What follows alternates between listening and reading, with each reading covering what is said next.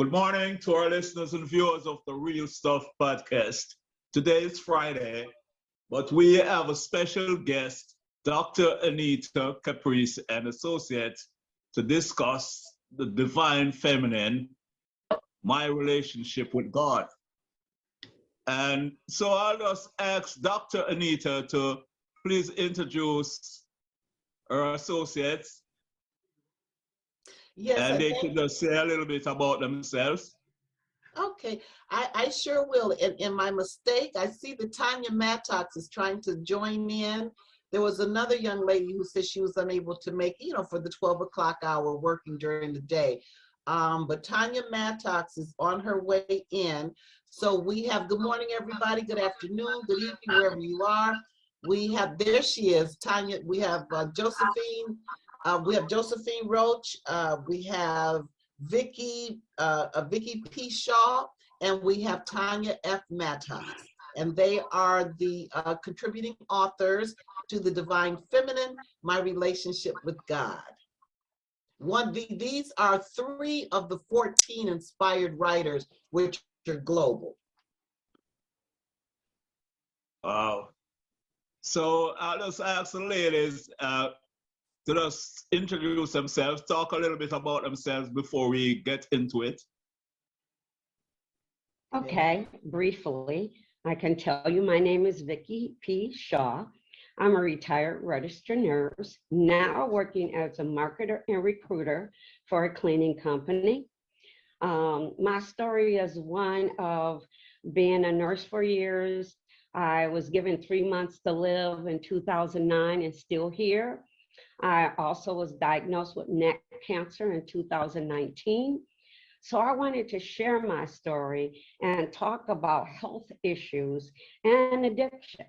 So that is what I want to talk about briefly today. And thank you for inviting us to this podcast. Okay. Thank you for being here. Ms. Roach, well, we're familiar with you, right? Yes, you are. Yes, you are. It's great to be back. Thank you so much for having us and me. Yes. My name's Josephine Roach, and I am honored to be in this anthology with our visionary, Dr. Anita Caprice. My chapter in the anthology is entitled Thank You, God. And I possess a trusting and loving relationship with God, and that God is the essence of who I am. I do talk a little bit about, how God has touched my life throughout my life in certain, at certain times. And a lot of it, one particular incident would be when my father died, another when I was diagnosed with breast cancer, and also, when I was trying to get into physician assistant college for my master's degree. So it's lovely to be here, and thank you so much. Good morning. I'm so happy to be here. My name is Tanya Mattox, and I was happy to participate when Dr. Anita broached the idea. Test one. Can you hear me? Yes. Okay. Thank you. I wrote my article from the perspective of what my spiritual background is and what my beginnings were, being a child and hearing about God and learning about God and then seeking. And different points in my life, even as a youngster, where God showed up and I realized that he was always with me. My relationship is personal and it is secure, and that's what I talk about. Okay, well, Dr. Anita, I'm gonna just put you on the hot seat a little bit. I just want you to please explain this concept of the divine feminine. Yes, well, the divine feminine is the energy that we all have within us. We have masculine energy and we have feminine energy. And right now we are in the 6th sun, and the divine feminine energy is really out there for us to embrace, both male and female. The divine feminine energy represents nourishing, nurturing, understanding, like in all through sacred scripture, they say she is wisdom. So divine feminine energy represents wisdom, understanding, and giving birth. And that's giving birth to an idea, that's giving birth to anything that we manifest or create, because creating is the same as manifesting. So that's the divine feminine energy. So, wow. So, I'll just ask you individually to just talk about your journey on, with this divine feminine concept and my relationship with God. So go ahead. I'll just go with Miss Martins. Go ahead. Well, this journey has been interesting for me. Learning about the energy of the divine feminine is a new concept for me, but I totally understand and get it. This particular year, Sustainable Development Goal SDG 5, which is a United Nations goal, is on gender parity and equality. I've seen in this journey with this anthology and the divine feminine how the divine feminine energy can be so very beneficial in different business relationships and international relationships as well. So the concept has broadened my thinking and understanding quite a bit. And if you think about the biology of the whole thought, you know that there are the testosterone hormones and estrogen hormones, like a male hormone and a female hormone. So the whole concept is very congruent to me. And that's something that I was delighted to learn, and it's been fascinating, and I was happy to speak on it. Okay. Yeah, Josephine. Yes, go ahead. Tell us about your experience. So my experience, as I pondered my relationship with God, I thought back to when did I start my relationship with God? And that was as a young child in the church.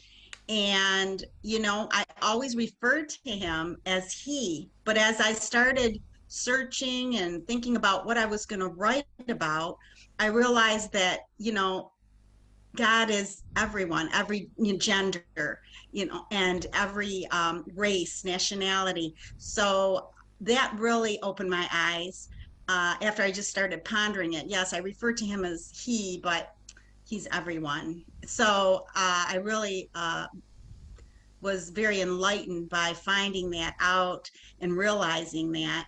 And then I touched on, like I had said earlier, just specific areas in my life when I turned to God and what it meant to me, and knowing that he's always there, he or she is always there when I need, when I need something. So it's very comforting, and I'm just very happy also to learn these other women in the anthology, their relationship with God. It was very, it was just wonderful understanding other people's perspective. And also, we're global from around the world. So it's a really wonderful anthology and a compilation of some wonderful women.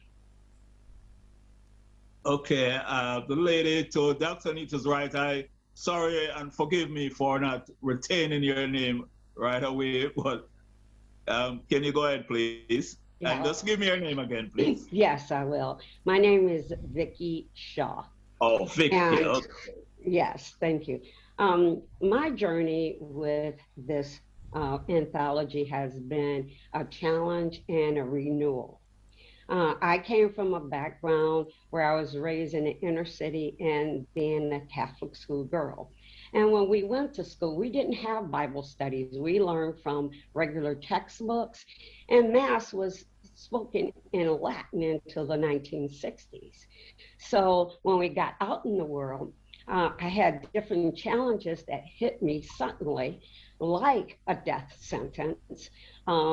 A little bit struggle with opioids, and that's something that people, it's a mass issue these days. And I shared a little bit about that. And I was a little very young. My husband just died suddenly.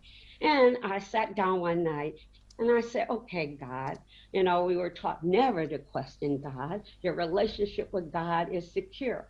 Well, yeah, we can say that, and mine is, but what it helped me to do, and meeting all these fantastic women with all their views on their relationship with God, is to help people with chronic pain issues and addiction. So therefore, my relationship with God is trusting, close, but challenging. And I have to be honest with that. And so it gave me a whole broad way of getting my story out and at least recognizing that I had a problem and going through it in a way, in a relationship with God that I can hold on to. Okay, thank you very much, Vicky. So, Dr. Anita, give us your piece and your version. Yes, sir. Well, first I want to say that the Divine Feminine, our relationship with God, is a fundraiser for building a school in Burkina Faso, Africa. That is the reason for this, the being of this book. For me, ever since I was a little girl, I have always been searching for my relationship with God. And growing up and in searching for that relationship, growing up being Christian, not that I was pushing aside Christianity, but because my relationship, my knowing how I wanted to feel my relationship with the Creator, I studied other religions, Buddhism, Hinduism, Judaism, and Islam, because I wanted to really know. For me, that the one area of religion was not all encompassing of the Creator. So I went on that quest, and then in the 80s, I was introduced to what's called metaphysics, and then I knew that that was my home, because metaphysics taught that the Creator, the power, presence, and essence and love of God is within us, and that God is not a gender. God is all encompassing. God is the source, the support, the supply, and the substance of everything, and everything is energy. Therefore, God is energy and everything and everywhere. So growing up, I embraced that, and then it propelled when I had my girls. I was a single parent, sole supporter of my daughters. I have beautiful twin girls. And I knew I wanted then, especially because I wanted my girls to know, not necessarily to ingrain in them my philosophy, my understanding of what God is, but so that they can know how to journey themselves and recover their relationship with God. The Divine Feminine also came about is because as a single parent, of course, yeah, my masculine energy was more in the forefront, because I had to make sure that my daughters were fed. I had to make sure that rent was paid over our heads. I had to make sure that I had transportation to get here and there and to and fro. And so my daughters, I had to make sure that they had quality education, and that I wanted them to be able to graduate high school, go to college, and different things like that. So that really had my masculine energy. And for years, it wasn't until my daughters were grown, well up, and then had children, that I decided, okay, it's time to bring my feminine energy. Now I'm comfortable that I can share my feminine energy with the world. They already know, the masculine had already been out. As a matter of fact, I was told many times by men, hey, you act like a man. It wasn't intentional, but I did what I had to do when I had to do it. So that's how that came about. And then in 1978, I had, after 19 years tenure with the Michigan Department of Corrections, I decided to walk on faith. When I began meditating, embracing metaphysics and everything, I would get this feel heard that, okay, you're gonna have to leave that job, because all through my life I was one, and we went to, Catholic church, Baptist church, different churches, but I was always the one when someone would mention either God or Yeshua. I was one of those. I'm from Missouri, the show me state. God gotta show me. I just did not embrace just because somebody said something on a pew that that's what it was. So I would hear that, okay, you're gonna have to leave, and I said, no, I can't. I'm not going to leave that, because I have children. I have health insurance and this and that. I got a good job. I'm not making pennies here. I'm making, a nice little living here.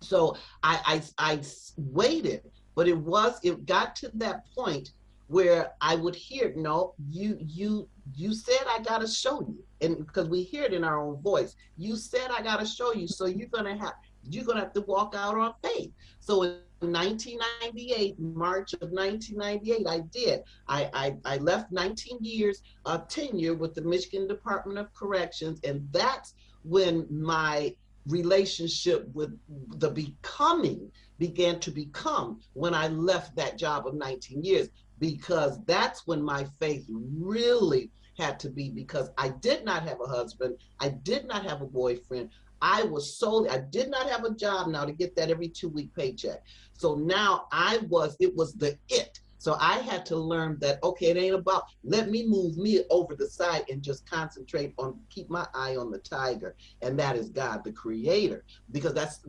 was the lesson that I wanted to learn. And I thought I was learning that lesson for me, solely for me, until just recently. That, because it's all involving, it's all evolving. It never, the journey is so beautifully a continuum. So then I just realized that, okay, it wasn't just for me. It's to share. It's to share with the global community, because I realized I was not alone. I was not alone in hey, I'm really confused about this God creator thing. Hey, I really want to know my relationship, not somebody else's relationship. I want to know mine. And then recently, last year, when I was blessed to participate in something, I just started asking women, hey, what's your relationship with God? And I took about 50, that's how this other part came in, my relationship with God, with the book came about. I asked about 50 or so women what your relationship with God is, and then I recovered something and discovered something. When I read all of those, out of these 50 or 60, 75% of them gave me what God meant to them. And I said, that's a difference. So I had to analyze myself. I did an assessment. I said, okay, what is my relationship with God? And I realized what I was doing was giving what God meant to me. A relationship and what something means is totally different, because I thought, wait a minute. I always assess things with my girls. I mean, they're grown, the grandkids, but still my chickadees. I told them, you'd be 100 years old, you're still gonna be my chickadees always. So I said, okay, what my daughters mean to me is everything.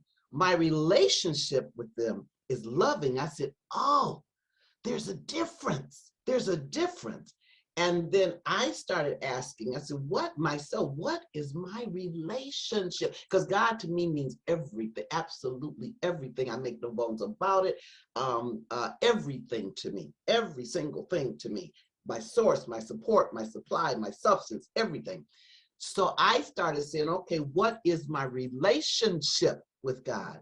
And through that meditating, praying, and just having fun with it, I came to realize God is cozy, comforting, and intimate. That's my relationship with God. It is cozy, comforting, and intimate. And today I stand from this cozy, comforting, and intimate, recognizing and sharing with others, that cozy, comforting, and intimate essence is within us. So that means, wait. So we've been doing human. Wait a minute, there's something else to us too. Oh man, you mean we all so divine? All right. Cozy, intimate, and comfortable. Now we're also divine. And that imperfect, wait, I've been saying that I'm not good enough, not deserving, not worthy. I'm limited in doing this. Wait a minute. I can concentrate. There's another aspect of me, which is perfection because of the power, presence, and love of God within us. That's now as the continuum, and I'm still on the continuum, still learning and recovering. But oh my God, the space now today that the universe has brought me to is such a blessing and an honor. And I'm just so happy to be part of this anthology with these incredible magical women. That is just it's just a blessing.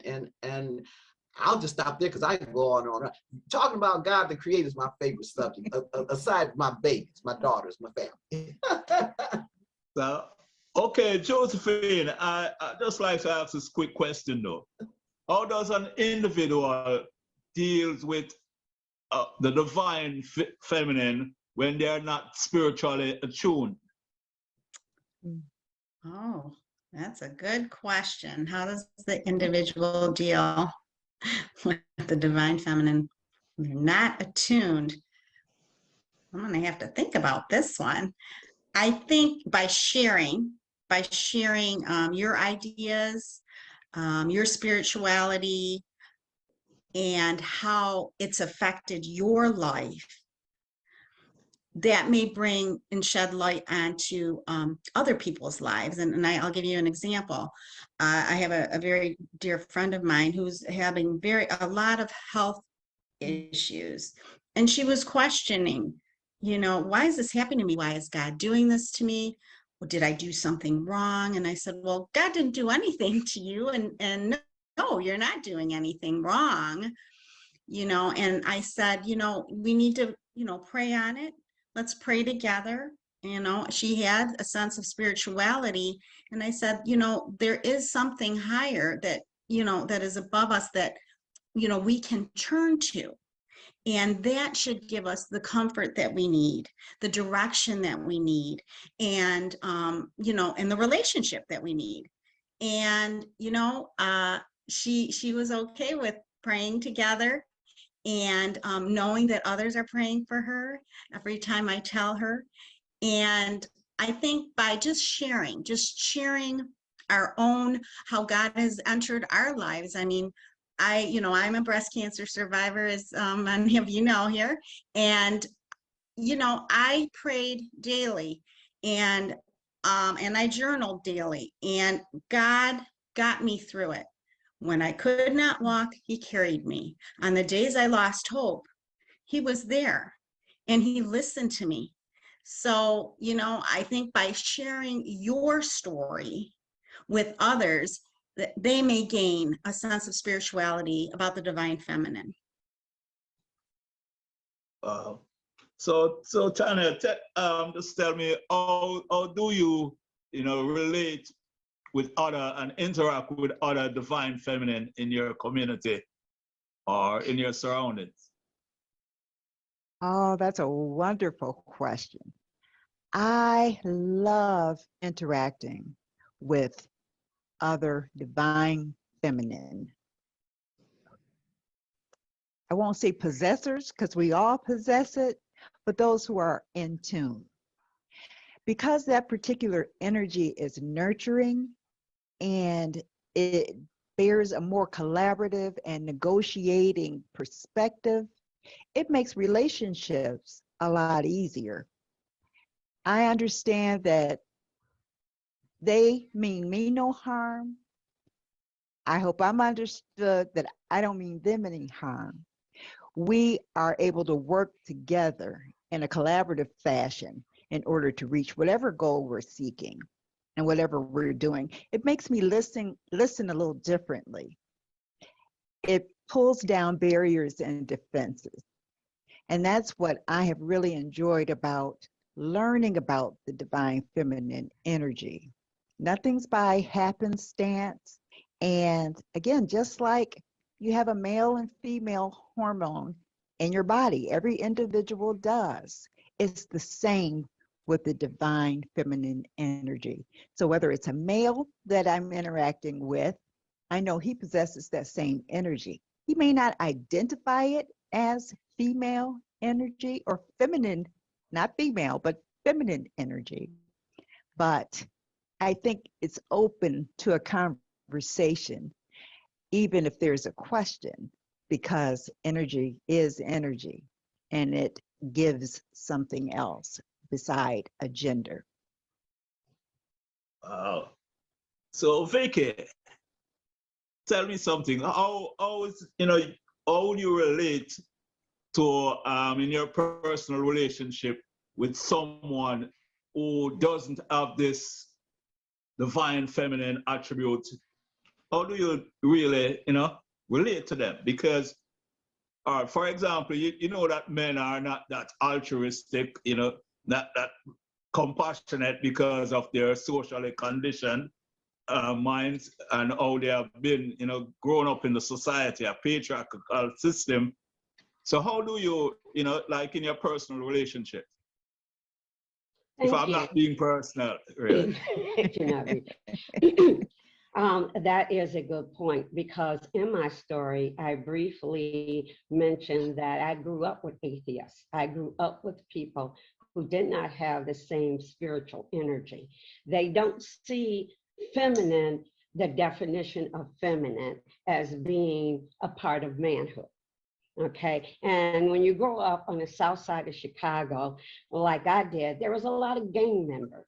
There was a lot of men, and they were nurturing each other. And the communities would try to get together and sit down and talk about relationships. Even in some of the churches, I used to go to what they call a dating group relationship, when they had the men on one side and the women on the other side, and it was Christian based.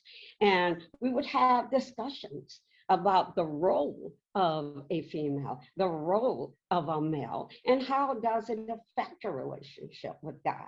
And people don't think about it that way, because you do have both energies in you. But when you talk about being a female, all they see is beauty. And I'm a girly girl somewhat. So they see, women dressing up, putting on makeup, struggling to get relationships, struggling to talk to men about certain issues. And in my professional world right now, marketing and recruiting, I sit down now and talk to a lot of men. And sometimes lately I'm learning skills because I'm starting a new business. What do you see yourself? How do you see yourself in this world? How do you affect your relationship? And do you see that there is more than, don't use the word God, but more than what we just live on this earth? Okay, how do you perceive how all this is happening? And your relationship with females. And a lot of men, even when I show them the book, they're like, well, that's for females. No, it's not. And you try to explain, and some people you will never get through. And this Saturday I had a dinner party. I had my book out. We were talking about it. And the ones who were Muslims and atheists, they just couldn't see it. And sometimes you just have to let those people go. But all I can do is be an example of the feminine and the masculine side, and show them that no matter where you are, who you are, man or woman, you do have a relationship with yourself, but with God first. So sometimes I don't use the word God, sometimes I use the word universe, energy, spirit, spirituality, and people can relate in different ways. So I'm learning how to use different terms to talk to men about buying my book. And it has worked, okay? And I'm ordering some more, okay? And so now, they say, okay, I'll give it a chance. I'll give it a review, okay? What is your relationship with God? And right now we have people who are financially struggling. We have people who went through the pandemic and lost many, many relatives and friends. We have people who are dealing with racism and troubles. So a lot of people are doubting what's going on in this world. And hopefully we can say with many cultures and in this book, there's different views of looking at it. And that's the main point.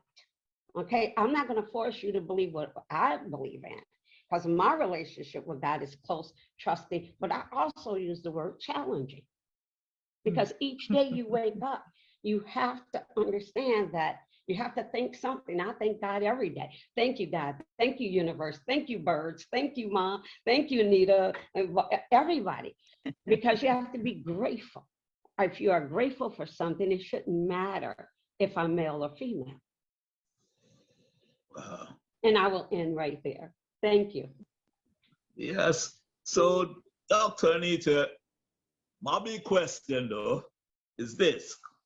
How will the divine feminine bring stability and balance to societies that have been, having these patriarchal norms, that have been, really taking men in and putting them on a pedestal? How this divine feminine will bring this stability and balance to us? Well, thank you, Courtney. That's a cool question.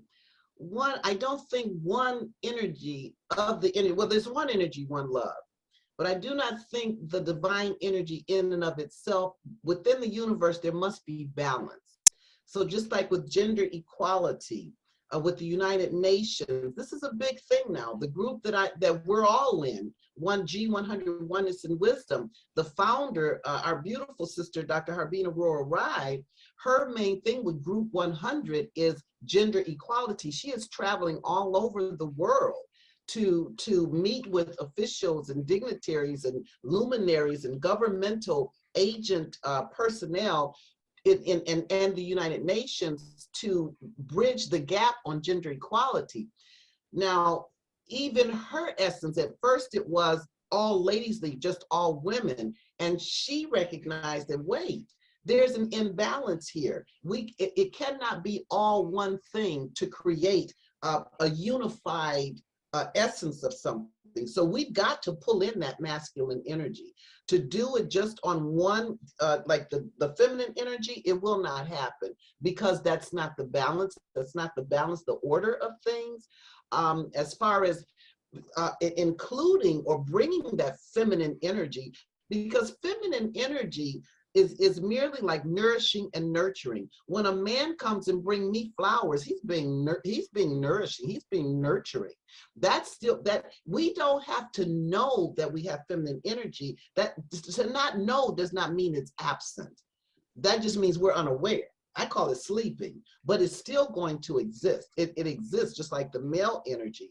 So yes, so bringing bridging that gap with gender equality, the equality of male and female, bringing that together, it's going to take both masculine and feminine energy, and not only just and knowing about that, because the masculine energy is knowledge and ideas. The feminine energy is understanding and wisdom. So in business 101, the first thing I learned in business is know your audience. So wherever that we are going to approach this gender equality issue, first, we have to understand, using that feminine energy, we have to understand our audience. Then, using our masculine energy, we have to come to know and bring in ideas how we can approach this subject within this community, within this group. Within wherever we're going as far as talking about the gender equality. As far as men being put on pedestals, pray, hey, listen, I put you both on a pedestal. That doesn't mean I'm not equal. That doesn't mean I'm not, matter of fact, I'm very equal. And because I have because I'm one of, it could be old school, but I feel men have their roles and women.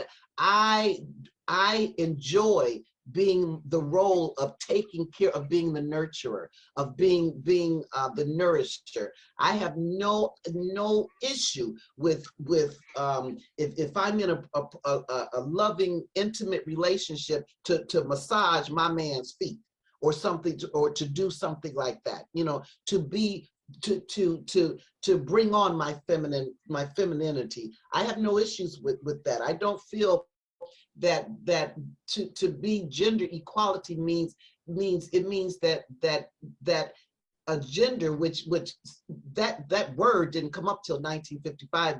Dr. John Mooney. Before that, the word gender in and of itself means to be kind. The original meaning of it. So the both of the masculine energy and feminine energy, they must work in accord in order to create awareness, and in order to again create that cohesiveness where gender equality will be balanced at some point. The man on a pedestal, that's fine. I don't think that has anything to do as far as with gender equality. I think maybe it may be the consciousness that if while putting on a pedestal, if I'm lessening myself to put someone on a pedestal, that is another issue. That's a whole nother conversation. But if I am putting someone on a pedestal and also putting myself on that, if one is on the throne and I'm on the obelisk on an equal, then there is gender equality right there. So that's a consciousness thing. So if I answered that question. Yes, you did. So Dr. Anita, well, it's an open question now. So you think that we would have to restructure our educational system for that?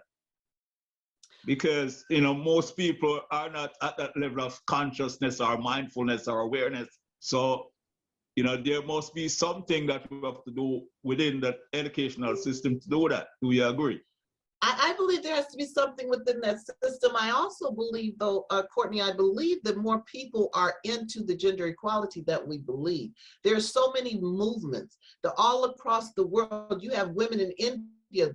You know, there's just become a woman president in India that was just been elected. There are so many silent movements that we don't know about, or even women who, I just had a conversation with a sister in Spain who was saying how women are speaking, not necessarily speaking up, but they're coming into their own things that they're identifying with, that they're identifying with their needs, their four legitimate needs outside of the family structure, meaning their own intimate things. So yes, I do believe education absolutely is important, because it's education, what we've been taught, which is education, that's put us in maybe this spectrum today.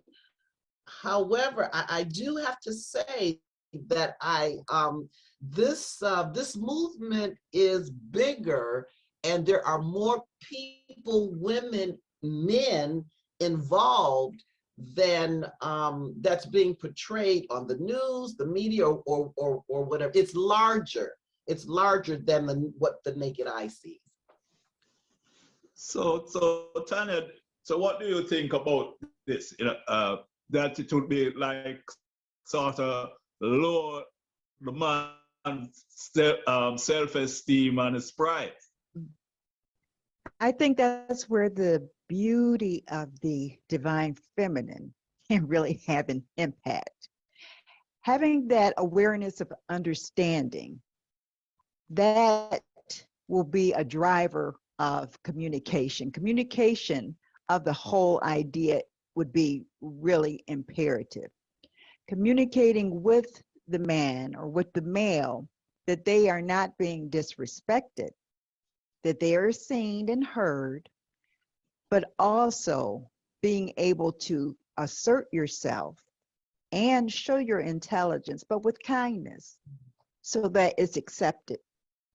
It's the communication that will help bridge that divide and help the man, I think, let that aggressive or that armor down a bit so that he can hear and really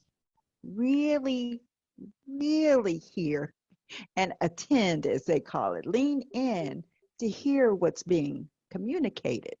Because communication would be the major pedestal, the major area that would need to be done in a very deliberate, intentional way in order to get the message over in a non-confrontational way. And I think that would open the doors to the communication so that the man's not feeling as if he's being asked to step down or put down, but so he can actually see and hear what someone who is female is saying to him. The use of that collaborative, nurturing, divine feminine energy is really what will open the doors of communication in that regard. I look forward to that and seeing that. So Josephine, so let us think about this for a little bit, you know, because most men think that an assertive woman is really an aggressive woman, and most men, you know, we don't know the difference really. So how do you deal with that, you know, as a divine feminine? Well, that's a good question, Courtney. As far as, yeah, being an assertive woman, certainly in today's society, you know, I guess you know, we can be viewed differently. If you're very assertive, unfortunately, sometimes we're viewed as, I can't say it on the show. I know the B word. Just say the B word. Right? And I mean, and you know, but we're in positions, you know, equally, you know, with men. You know, my husband's an engineer. He works with many women. In fact, probably more women than men. And I, you know, since COVID, he's been working from home, so I'm hearing all these meetings, and these women are assertive. They are very assertive, but I think it's because they have to, just like we were saying, okay, pedestal or not, they have to be heard, be on the same level, and they are. But you know, I think we're getting closer to gender equality.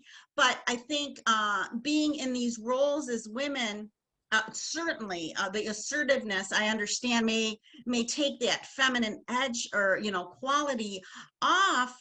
But also, again, it should be embraced. I mean, my goodness, you know, our vice president is a woman, you know, and you know, it's just that I think we're moving forward here. We're moving forward, and I think men are going to jump on the bandwagon here because, you know, we're a force to be reckoned with. So anyhow, I just think that once you're interacting with a more you know, positive, you know, a more I don't want to say aggressive, but you know, a woman that is very assertive, you know, I think it should be welcomed. I think it should be welcomed because she knows what she's talking about.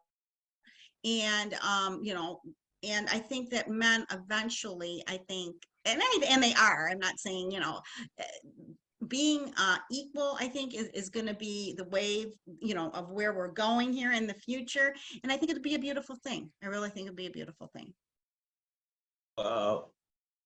So Vicky, so, you know, I think, you know, if this gender equality comes around and comes about, you know, and the divine feminine is really established, I think, you know, men will start to react differently, and, you know, and maybe try to upset this thing to bring it back to the original system. What do you think? Well, I was explained by my father growing up that there is a difference between men and women. The only difference that he was trying to teach us girls is assertiveness is the way you present things with confidence and with not insulting anyone, but getting your point across. Aggressiveness is actually going in and being forceful and being rude and being hurtful. With the divine feminine, I think men know that they have a softer side to themselves when they want to. But in society and in the world, men were made to, and in the Bible, they are the ones who went out and hunt and gathered and took care of their family. The women stayed home, they had babies, they cooked, they provide for the homes. But as the Industrial Revolution came, people discovered, hey, we can live better lifestyles if we work together.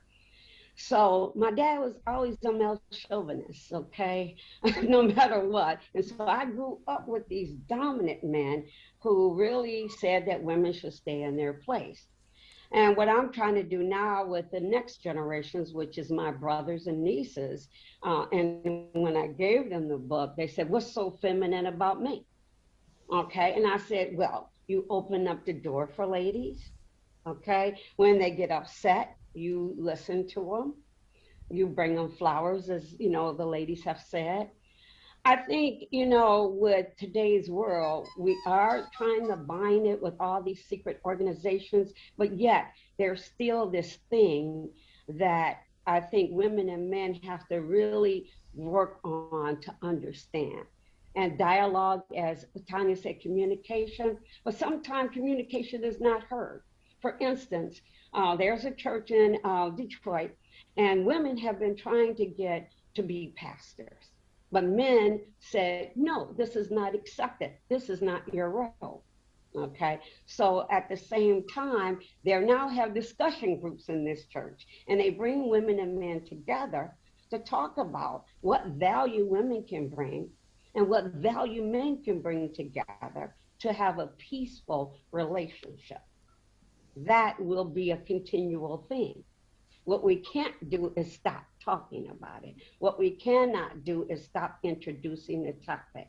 And what we cannot do is let men think that they have no value with their femininity. And women who are overly strong need to soften up so that they can have better communication and try to build this bridge of gender equality. I'm not for sure in my lifetime if I will ever see it, but I'm going to make every effort to make sure that they know that, hey, we both have these energies. Thank you. Last year, we did a, well, we have a Did You Know section that is not running now. And we highlighted Caribbean women high achievers. And what we found that there were many women, lots of them that, you know, the normal person don't know about them. But they are very high achievers. And, they have carried us through. What's your take on women who are pushing the ceiling, and achieving a lot of stuff, even more than the men? Well, I think that's an individual thing. Like you mentioned, Flavius, the ceiling, and then that's a generation thing too, because as soon as you said that, I thought of this event that I went to, and it was what was it, something about diversity and generation, many generations within this room of women. And there was a question, after a while it was a Q&A. And one of the women asked, I said, well, I need to know what do you think about reaching the glass ceiling? It was a young sister, Generation X. She said, who would like to speak? And that sister stood up. She said, what ceiling? So that's all cultural. That's all generational. Like we're still saying there's a ceiling thing. Here's this sister said, I don't know nothing about no ceiling. You know what I mean? That was not that, she just didn't know. And I said, that was amazing to me that she had said that. And as far as like women achievers, again, that's an individual thing. I think too, though, with gender equality, I see a lot of gender equality, and it's stated that the women in position, women rising up to positions, that's a beautiful thing. My thing though too is that it's also a beautiful thing and a strong thing when a woman decides that she wants to stay at home. And that's not really talked about. It's almost like that's not Yes. part of gender equality, because if you're not climbing some corporate ladder, that's then you're outside of the conversation for gender equality. And I think that is a major error, because if I choose to stay at home to raise my what I mean, to raise a generation, what position can you think that parallels with that? You are raising the next future generation. So I think that really needs to come in as well. But yeah, it's and raising the ceiling and high achievers, you know, that's relative. You know, someone may say I have success when I become president of General Motors. Another person may say I am success when I have my own. I may not be making $100,000-$200,000, because that's not relative. My success is that I have my own. So for me, I see it. It seems to me that gender equality and status in life goes hand in hand, and I'm wondering how come that came to be, Now, because can I add something for a minute? Now, with the younger generations, there are men who are staying home raising kids, okay, and women who are out there earning. So, in some relationships, when we were growing up, no, the men went out there, they made all the money. But a lot of young couples, and they have a show on TV where they show fathers who are raising kids, okay? And they're not demeaned, okay? They're men. And so those roles are beginning to kind of change a little bit, I think, in little elements with the younger generation. And I agree with Dr. Anita. It is a generational thing, because I was an executive director of nursing. And when I got into that position, it was one of the hardest positions I ever had in my life, because I was not treated the same way. I was not paid the same rate. Okay. But at the same time, they're like, how far do you want to go up? Well, I wanted to go to vice president, but it was not possible that a woman could do that at that time. But these younger generations, I know, they have no fear. Okay, they're not struggling with their gender. They're individualists. Okay, and that's something they're putting on the table. And I just wanted to add that before we move on, because I know some men who are raising their families, and women are out there making an income. yeah, I think that, yeah, I thank Wonderful, you. wonderful. Yeah, thank you. Yeah, I do. I don't know if I don't think the women are being degraded because they're at home. But I don't know if it's the same. What I was sharing is that when you think of gender equality, and we're thinking of women, because we're not seeing man reaching a certain state, because that's the purpose of gender equality, is for, is to be this level or this balance here in that strata. My position was that with women, I'm not talking about men, I'm talking women. I think because I don't want that to get lost. It has not, I don't want it to get lost. I think the role of women who want to be at home to take care of their home, to raise their children, I think that should be as mentioned just as much as a woman being in an executive position. And that's my position. That's my point. I'm thinking let's not lose that. Let's I not add respect that. another filler so that can get lost even again. So But that's what people that was will my do. position. Yeah, and I respect that, because people will be doing that, because I see it on these shows, these days. I'm like, no, but women still are basically raising families. But there are these group of men who chose to stay home and raise families. And yes, you don't want to lose women. Have been doing that for centuries. Well, within the gender equality explanation, yeah, in that umbrella of things. you know, yeah, because even that gender equality, even I thought even before, it's a cultural thing. And I mean, you know, just talking, I'm not going to, because that's a whole nother subject too. Well, I mean, black man, black woman here in America, I mean, there's a theory that it was designed to separate the black man and the black woman. Now, if you want to talk about gender equality, you got to address that issue first. So it's more than gender equality is more. You've got to go to these different cultures and see, okay, what is the past? What has come about that we are up to this stage? It is not a cookie cutter thing at all, because you've got to go through. I mean, we have black, brown, yellow, white. We have different ideologies and different ways how we have grown up, and different underlying dynamics that need to be addressed first before we talk about gender equality. But that's a whole nother issue, though. Yeah. Courtney, back to you. Yeah, so what do you think about, like, in religions that, you know, these gender practices have been, you know, there for ages? You know, and you mentioned, like, you know, I think Vicky mentioned about the Muslims, you know, people who are atheists, people who are of, you know, the East, you know, some of these Middle Eastern religions that don't really accept women on the same level.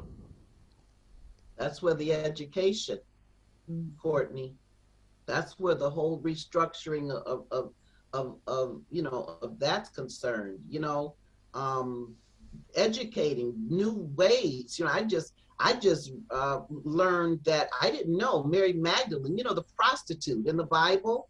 I mean, who all knew that she was a prostitute? Okay, well, I just read that in 1969, that was taken away from her, from the Second Vatican. Who knew that? She's no longer a prostitute. So, you know, according to, you know what I mean? So that's education, right? What you had mentioned, Courtney, education. And then also changing of heart. It's not just about up in here. It's about what you really feel. Like in Afghanistan, women getting beat.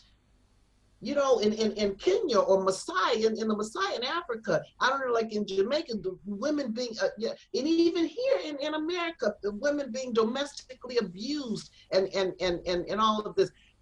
That is so, to me, that's a whole totally different subject than gender equality.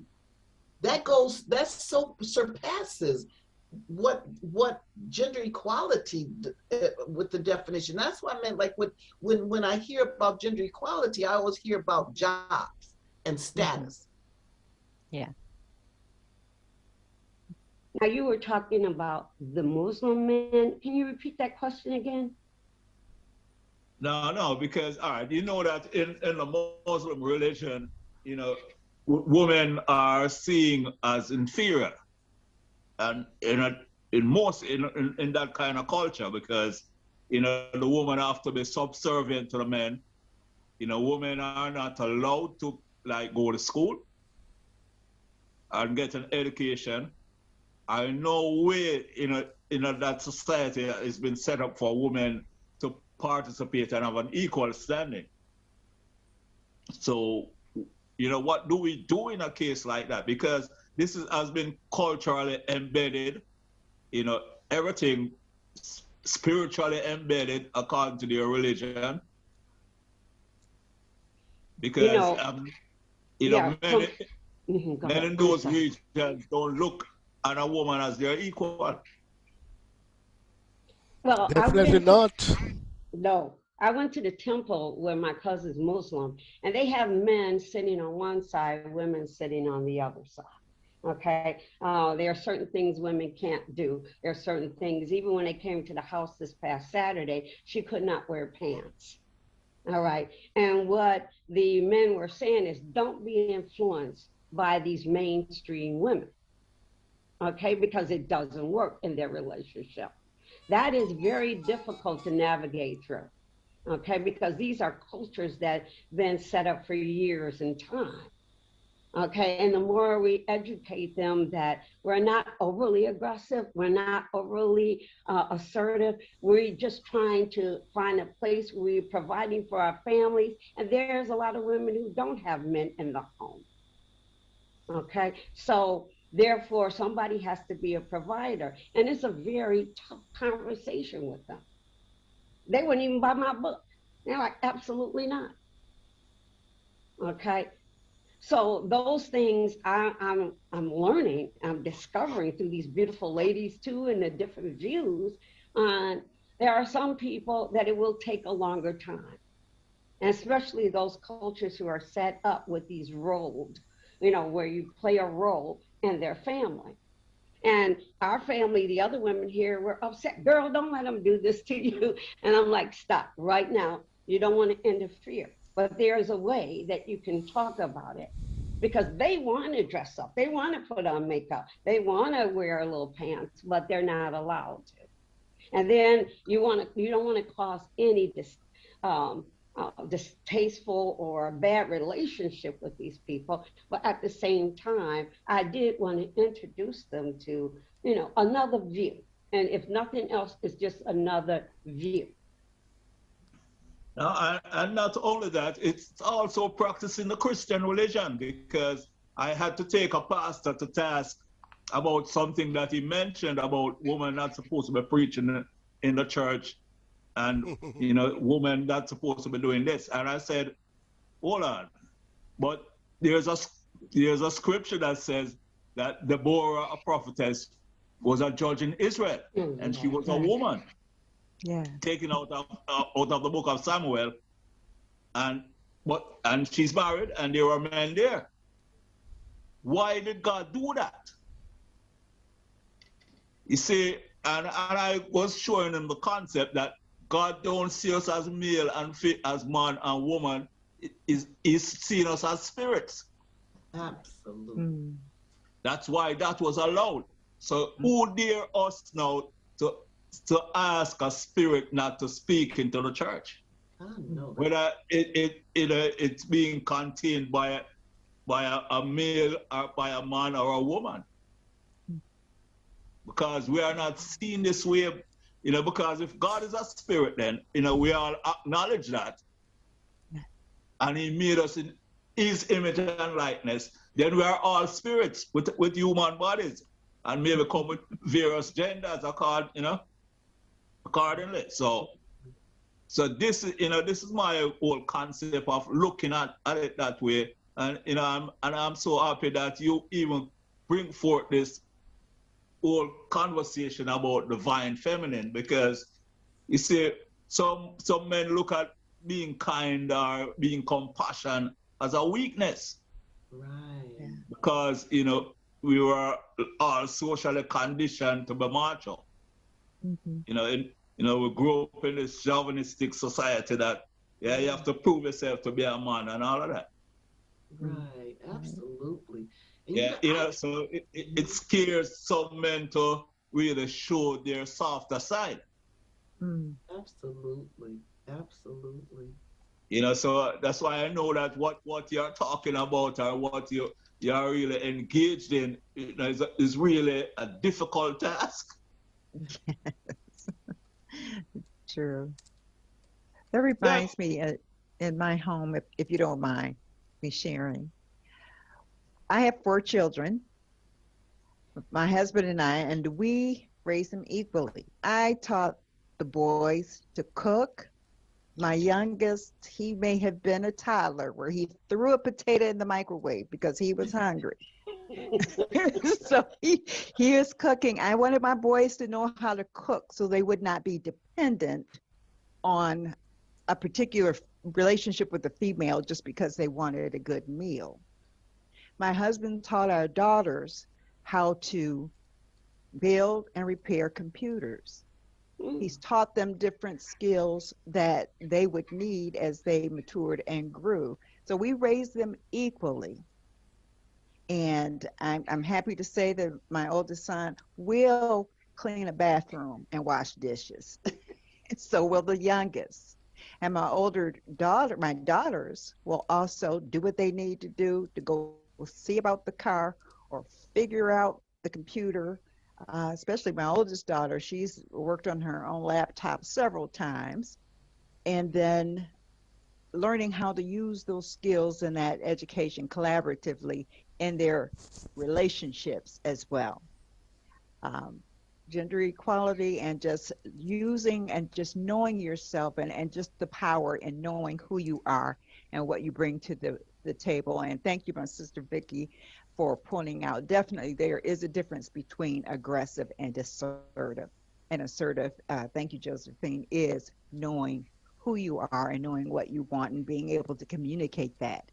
And it's the communicating with kindness where it's not offensive and abrasive and like the person you're communicating with thinks they're being put down. It's all, yes, a really delicate balance, but like you said, Vicky, some subjects cannot be broached and some minds will just never be changed. And we just have to respect that, do our part, and move on. And I'm sorry, before I know it's time is done.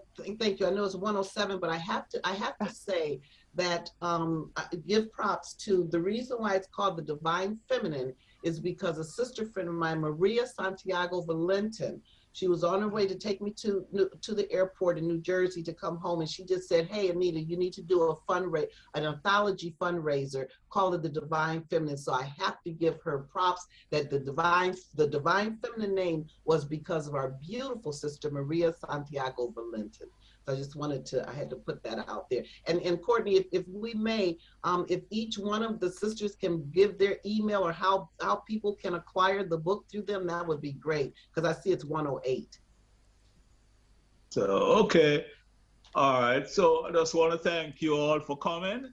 Vicky, Dr. Anita, Josephine, and Tanya.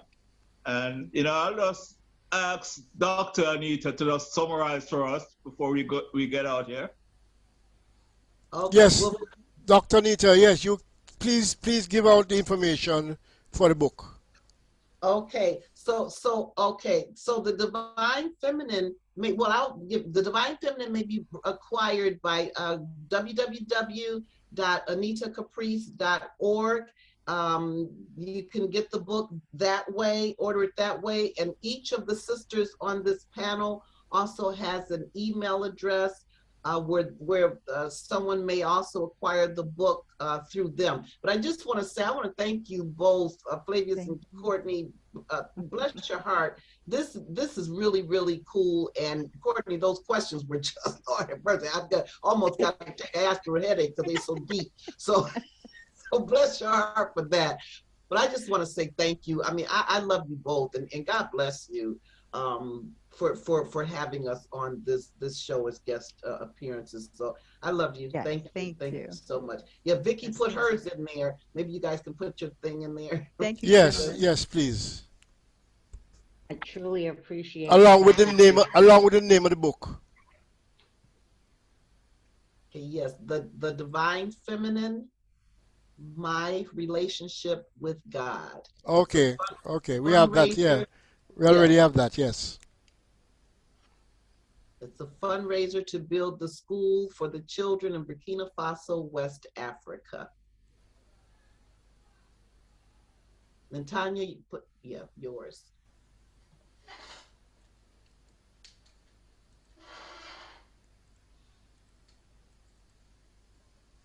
Oh,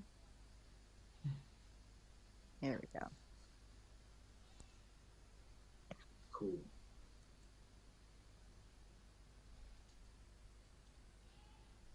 All right. Oh, wait, Tanya, those Mattox, right? You have S Yes. on there. Oh, no.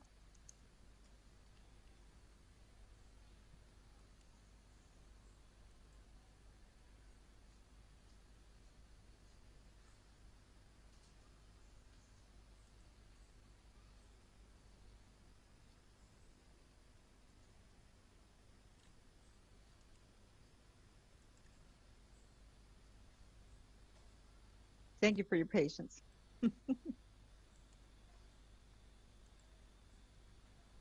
Okay. Thank you so much. Thank you. Thank you, Thank you for gentlemen. this opportunity to share with my beautiful sisters. Thank you, Dr. Anita. She is inspirational to us. And this was my first time writing a book, and it was scary. And you two gentlemen, excellent questions. I learned something. Now I can go back to men and try a little bit harder. And thank you. Put a little femininity with a little masculinity in there and get the message out. So thank you very much. Yes, thank you. I'm honored. Thank you, Courtney. Thank you, Flavia. You're very welcome. Thank you, gentlemen. Bye, ladies. Bye, beautiful. Bye-bye. Thank you so much. Mwah. Blessings You're and welcome. love. Bye-bye. Bye-bye. Bye-bye. You lead us to full. You belong far away away. Ajugwala lebo buseru. Lida mua, lida sungfula. Lida mua, lida sungfula. Well, unfortunately, this is it. Till next time. Bless.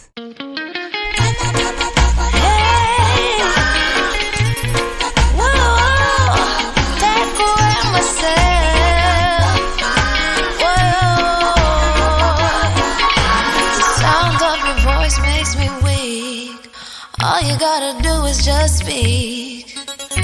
One word is enough, and I'm no longer so rough. I forget what I was trying to say. I no longer do what I was gonna do, but you're no good for me. That's why me know what set me if it could flee. Me I fi take away me say. Me I fi take away me say. Me I fi hide like a thief in the night. Me I fi get out of sight.